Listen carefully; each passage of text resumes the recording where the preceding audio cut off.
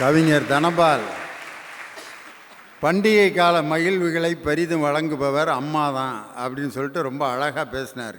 அதுக்கு பதில் சொல்லணும், கவிஞர் இனியவன் தந்தையே என்ற அணிக்கு தன் கருத்துக்களை வழங்க உங்கள் பலத்த கரவொலியோடு மேடைக்கு வருகிறார். வாங்க. அப்பான்றது யார், அம்மான்றது யார்? அம்மான்றவங்க ஹோம் மினிஸ்டர், அப்பான்றவர் ஃபைனான்ஸ் மினிஸ்டர். சாதாரணமான ரோல் கிடையாது. அம்மான்றவங்க 10 மாதம் சுமந்து இருக்கலாம். அவர் தனபால் உருகி பேசினார். ஆனால் அப்பா என்பவன் சுமந்தவனையும் சேர்த்து சுமந்து வாழ்நாள் முழுக்க சந்தோஷமா பார்த்துவான். அவன் தான் அப்பா. சார், அன்னை ஒரு ஆலயம் இல்லைன்னு சொல்ல, அந்த ஆலயத்தில் இருக்கிற சாமி தான் சார் அப்பா. உனக்கு தெரிஞ்சுங்க, சாமிய தெருவில் நிக்க வச்சாலும் வணங்குவான், கோயிலுக்குள்ள வச்சாலும் வணங்குவான். ஒருவேளை கோயிலுக்குள்ளே சாமி இல்லை என்று சொன்னால் யாரும் கோயிலுக்கு போவே மாட்டாங்க என்பதை தயவு செய்து ஞாபகத்தில் வச்சுங்க. எவ்வளோ பெரிய கஷ்டத்தை சிம்பிளா சொல்லுவான். அந்த ஒரு திரைப்படத்தில் பார்த்து சொன்ன அப்பாவுடைய கஷ்டங்களை ஒருத்தன் மகிழ்ச்சியா சொன்னான்.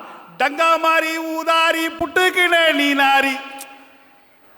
எவ்வளோ பெரிய வார்த்தை தெரியுங்களா? டங்கா மாறி ஊதாரினா அப்பாவுடைய கஷ்டங்களை.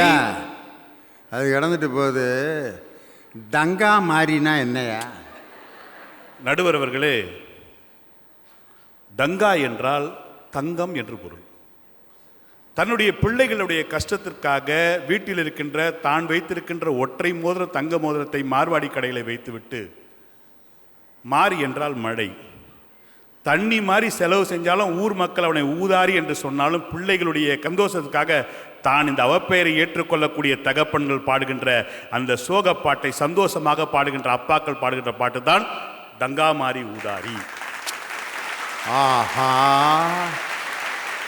நடுவர் அவர்களே, அடுத்த வரி தான் ரொம்ப சோகமான வரி. புட்டுக்குன நீனாரினா ஆரம்பிச்சாங்க. மனசே பேச்சே வரலங்க எனக்கு. இவ்வளவு சோகமா ஒருத்தனால எழுத முடியுமா? வாழ்கின்ற காலத்திலே தன்னுடைய பிள்ளைகளுக்காக எல்லா கஷ்டத்தையும் பட்ட தகப்ப நடக்க முடியாம சோர்ந்து கால்லாம் தளர்ந்து போறான். பார்த்தீங்களா? நடையிலேருந்து தளர்ந்துடுறான், கையில் ஒரு கொம்போடு அப்படியே நடக்கிறான். புட்டுக்கிறான்ல, பொண்டாட்டி பார்க்காது, புள்ள பார்க்காது, பையன் பார்க்காது. அப்போ கூட சொல்லுவான், என் பிள்ளைங்க எங்கே இருந்தாலும் நல்லா இருக்கட்டும்டா. இந்த பாட்டை எப்படி பாடிடணும்? இவ்வளோ சந்தோஷமா பாடிடணும். சோமம் டங்கா மாறி ஊதாரி புட்டுக்கின நீ நாரி, இப்படிதான் பாடிடணும். இது அம்மா கிட்ட கொடுத்தா அப்படிதான் பாடிருக்கும். ஆனால் அப்போ அவன் சந்தோஷமா பாடுவான். சார், தான் தவறி விழுந்த இடத்திலே தவறி கூட தன்னுடைய பிள்ளைகள் விழக்கூடாது என்பதற்காக நினைக்கின்ற ஒரு இதய தெய்வம் யாருன்னா அப்பா. சார், என் கண்ணில் கண்ணீர் வரலாம், என் பிள்ளையோட கண்ணோட ஓரத்தில் ஒரு சொட்டு கண்ணீர் கூட வரக்கூடாதுன்னு கையை ரெடியா இதயத்தை அப்படியே வச்சுட்டு வா. வாச்சாமி, நான் பார்த்துட்டா, டே அப்பா இருக்கண்டா. அவன் தான் சார் மகிழ்ச்சியோடைய உயர்ந்த உருவம். அப்பா சொல்லுகின்ற 7 வார்த்தைகள் மனதில் வைத்துக் கொள்ளுங்கள். 1, எல்லாமே சரியா போயிடும்.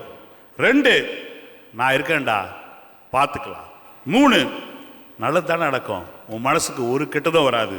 4, உடம்பு பார்த்துக்க சாமி. 5, உன்னை நான் நம்புறேன்டா, நீ என் புள்ளடா. 6, நீ நல்லாவே வருவேன்னு எனக்கு தெரியும். 7, குடும்பத்தை பார்த்துக்கோ, பிள்ளைய பார்த்துக்கோ. இந்த 7 வார்த்தைகளை, இந்த 7 வார்த்தைகள்ல ஒரு வார்த்தையாவது எங்க அப்பா சொல்லாம உலகத்திலே ஒரு தகப்பனும் இல்லை. வலிக்காத மாதிரி அடிச்சுட்டு, வலிக்காத மாதிரி அடிச்சுட்டு படுறா அப்படின்னு சொன்னா அவ அம்மா. வலிக்கிற மாதிரி அடிச்சிட்டாலும் தூங்காம வலியோடு உட்கார்ந்து இருக்கிறவன் அப்பங்காரன் சார்.